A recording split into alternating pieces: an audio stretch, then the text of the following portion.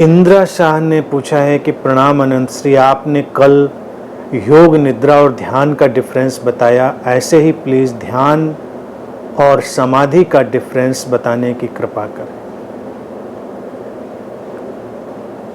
ध्यान और समाधि एक ही तरंग की अलग अलग यात्रा है, एक पड़ाव है, यात्रा है। ध्यान एक पड़ाव है, एक यात्रा है। समाधि एक अगला पड़ाव है, अगली यात्रा है। उसको मैं मंजिल नहीं कहूँगा, क्योंकि उसके बाद फिर कुछ और शुरू होता है, सितारों से आगे जहाँ और भी है, तो वो अंत नहीं है। इसीलिए अनंत है, जीवन में कुछ अंत नहीं होता। ध्यान वो घटना है जब तुम्हारे भीतर दौड़ती हुई जीवन ऊर्जा, संभावना तैयार हो गई प्रस्फुटित होने के लिए, जैसे एक कली तैयार हो गई,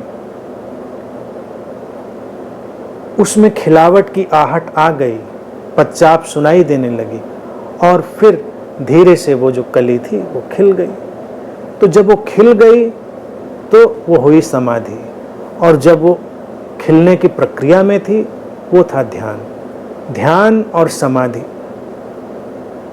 एक ही सिरे पे जुड़ी हुई दो घटनाएं, दोनों में न कोई कमतर है न कोई ज्यादातर है। लेकिन जो कली खिल गई, तो क्या ये खिलना अंत हुआ? खिलने के बाद फिर कुछ और होगा, खिलने के बाद बिखरना होगा, बिखरने के बाद कुछ और यात्रा होगी, बहुत कुछ होगा। वो अव्याख्य है, इनएक्सप्रेसिबल है। ये एक ही तरंग के अलग अलग पड़ाव हैं।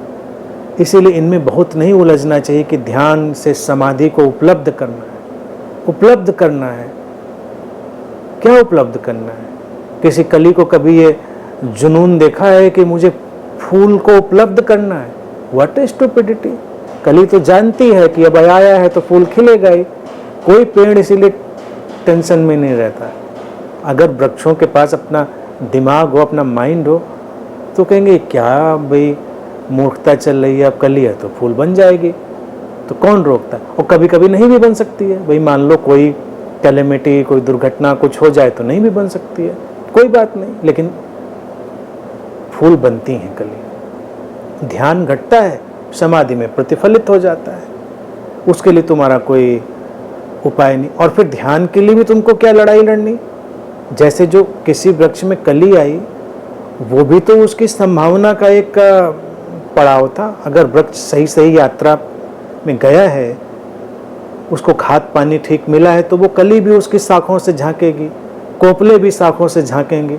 नहीं हुआ है तो नहीं झांकेंगे, कोई कीड़ा लग गया, कोई कंटामिनेशन हो गया, तो वो सब प्रोग्रामिंग है। तो इसीलिए जब जीवन की ठीक ठीक व्यवस्था चलती है, तो एक दिन उसमें ध्यान की कली भी आती है, अलग से लाने का उपाय नहीं है। और जब ध्यान की कली आती है तो एक दिन समाधि का फूल भी खिलता है।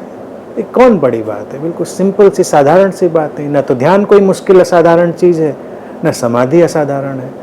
और समाधि के बाद जिसको इनलाइटनमेंट कहते हैं, वो भी बड़ी कमाल की चीज़ है, क्योंकि हर फूल बिखरता है, खुशबू हवाओं में छोड़ता है, नए बीज की तैयारी करता है। वृक्ष में तो दिखता है कि जो फूल खिलकर बिखरा था वो पीछे आने वाले बीजों की तैयारी में है।